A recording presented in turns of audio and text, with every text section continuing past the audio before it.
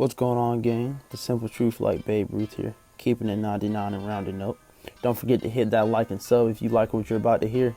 I know it's kind of weird for me to say that at the start of the video, logically attributable to the fact that you don't even know what you're stepping into. Just know it's about to be some heat. With that being said, let's get into it.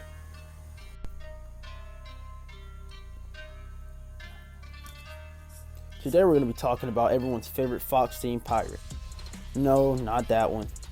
Making his anime debut in episode 207, Foxy, the Silver Fox, captain of the Foxy Pirates and originating of the South Blue, holding a bounty of 24 million berry and sporting his very fashionable pink and purple puffer coat with no undershirt exposing his absolutely chiseled and ripped body. And perhaps even more of a look is his Urkel orange suspenders with his swimming undergarments under them. And closing it out with his Foxy themed gold brooch and what I believe to be a pair of black gothic shoes. But on a real note, this man is made like an upside down ice cream cone. And he's 5'11", and he's in like this. This man chooses the wrong fucking occupation.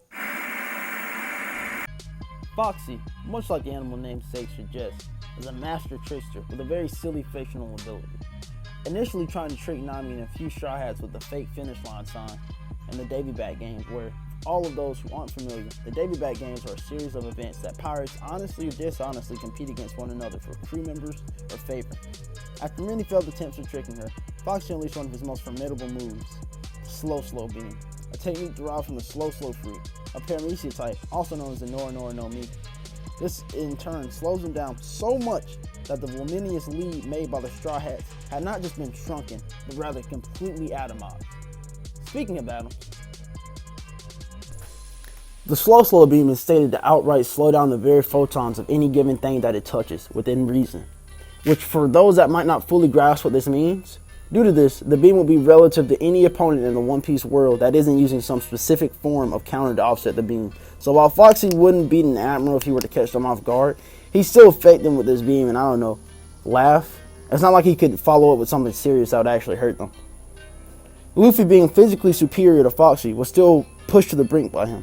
The Silver Fox even been able to keep up with Luffy's speed in some instances. Before we go any further to that though, I think it's time for a quick science lesson about light. No, not that light. Come on, focus. Light, stated to be the natural agent that stimulates and makes things visible. Electromagnetic radiation is within portions of the electromagnetic spectrum, which is perceived by the human eye, in which case, light has a few different factors in its make.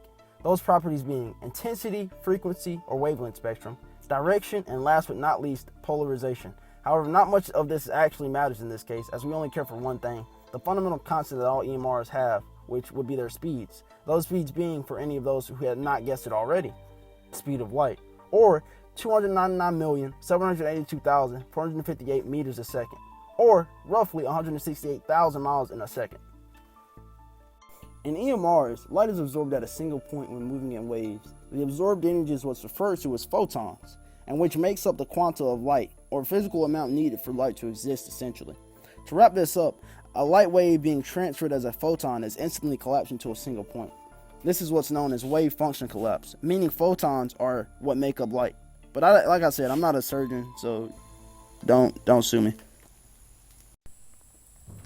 Luffy at this point, in my humble opinion, is relative to light in terms of combat speed and reaction speed.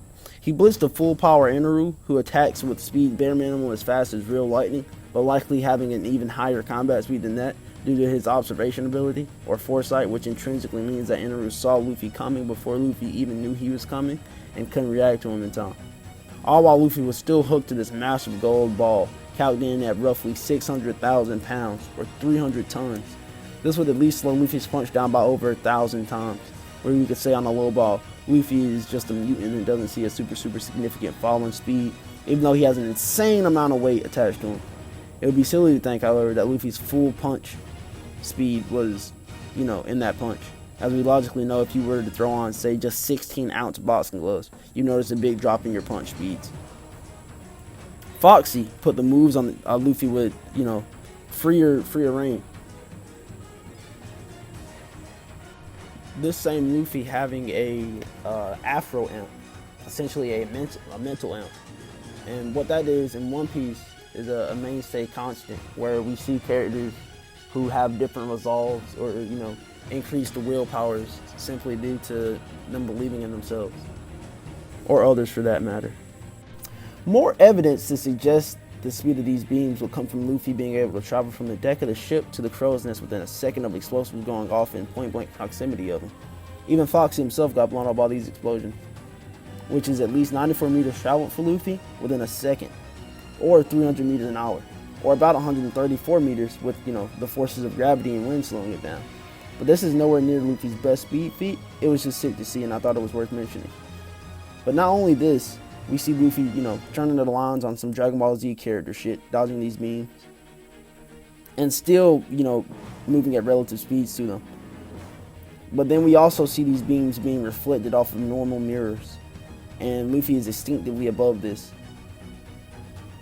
Now please understand that I'm not saying that Luffy runs at the speed of light at all times, or that he's ever done that ever in the series, but his combat capabilities are in fact at that level.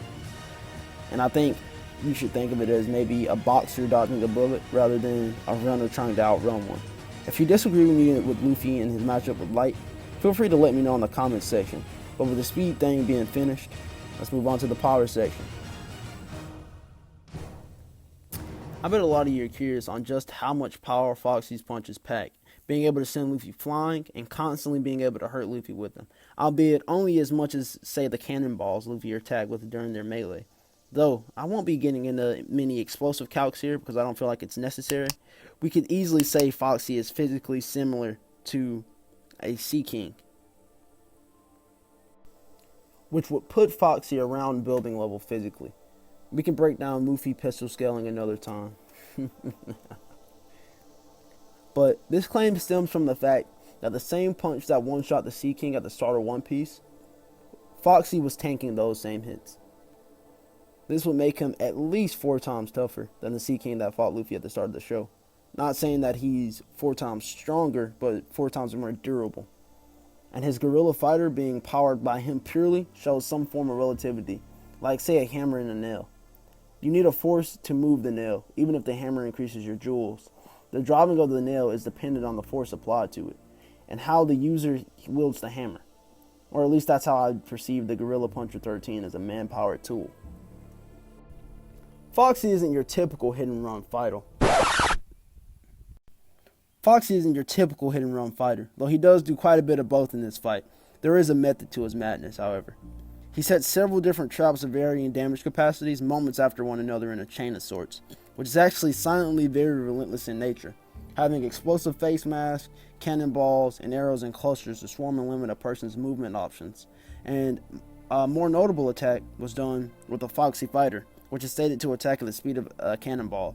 However, we know this is likely faster, but even if it was, say, the same speed as a cannonball, which is about 500 miles an hour or 250 meters a second on a high ball, the reason it hit Luffy wasn't due to the speed alone, but the curvature of the attack and the way Luffy chose to react to the initial attack. Luffy was completely fooled by this sequence, and that's just the icing on the cake. It gets even tougher for Luffy when the beam sword is formed. Coming from this one stick Foxy keeps handy on his person. He was able to tag Luffy with this photonic stick of holding, meaning it's relative in attack speed to the actual beam, but actually more so as a restraint than the effect induced by the beam.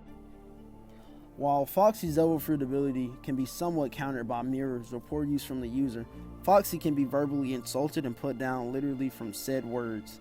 Not only that, Foxy, whilst having the ability to mislead and trick others, he himself is also very susceptible to those very same tactics, and tend to be completely off guard when said measures are used against him.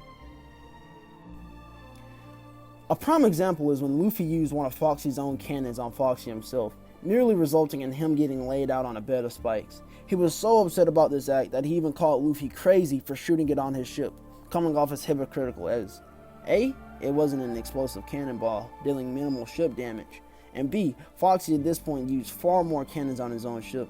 This gullibility later proves to be his downfall ultimately, as Luffy reflects his bread and butter beam, and well, the rest is really just history. Foxy's relationship with his crew of 500 men and women respectively is a bit conflicting, some of which include men like Hamburg, a gorilla mink, and Big Pan, a half-giant, half-fishman hybrid, both of which were capable of sending Zoro and Sanji flying with their fast-paced and powerful team attacks. However, it's hard to say outside of these few and a couple others if his own crew genuinely respect him, as they seem to be more scared of him with respect to his abilities rather than his stature as a man, with very few actually caring for him. And we see that with the cheers for Luffy during a fight in which Foxy, their very own captain, was the opponent. His crewmates after that instance correct themselves with mediocre and more lethargic cheers for Foxy, but was later shown to go a step further in defiance when they all participated in counting out Foxy's time-delayed imminent defeat. This most likely comes from the fact that pirates that are on the Foxy crew were beaten and tricked from the Davy Back games, and were holding that as a formality to hold them back and listen to Foxy, rather than their true feelings and beliefs being realized constantly on Foxy's crew. Okay. I know what you're thinking. Bro, we don't give a fuck about his ships. And well, I feel you on that, but he has one of, if not the largest ship we've seen in One Piece. That might be the sexy Foxy, named right after him, the sexiest man you know. Being 100 meters to 100 meters stern to stem or front to back. Boat talk. With it being a galleon, Foxy, however, has so many more vessels than that, and it utilizes them more so in the anime than in the manga, but let's get into it. The first small vessel we have is the Cutie Wagon, a pink seashell ship pulled by a shark named Manda. The next ship we have the Harem no Tango, being a bigger ship than the Cutie Wagon, very slightly, and appearing to be some sort of advanced barrel? Either way, has plenty of ladies on it. For our third ship we have the Connie Crane, a crab-inspired ship with dual cannons in the front. The next ship we're going to be talking about is actually two of them. They're twin vessels referred to as Kagen King 1 and 2, predicated on swordfish, and have very sharp fronts. For our fifth ship we have the Oyakata Bonye, similar to the Harem no Tegun in purpose. It was essentially a pleasure boat working against the Straw Hats, but with food instead of women this time. Coming in for our final and sixth ship is the Mother Coaster ship. It is the largest ship previously named outside of the Sexy Foxy, and the Mother Coaster ship had quite a few explosives on it, setting up water mines for contestants to stop their ship articulation. Duplicitous is just one of many ways Foxy can be detonated. His conniving techniques caused him to be an even greater menace than what was initially thought to be. Foxy, whilst not being your everyday house cat, seems to enjoy the concept of deceit so much that he himself revolves around it, but also seems to be quite timorous, as he can't handle insults and is also shown to break down multiple times in front of his enemies simply due to them insulting him, needing his crew to spark his bravado. Foxy, despite being in charge of 500 people, still needs to be constantly reminded by others as to why he matters, which is ironically exactly what a captain shouldn't be. He's arrogant and yet so diffident. However, when all things are said and done, Foxy was able to highlight one of the key ideas of One Piece in his short instance within the series. That conceptualization being willpower through not just hard work, but sustained effort.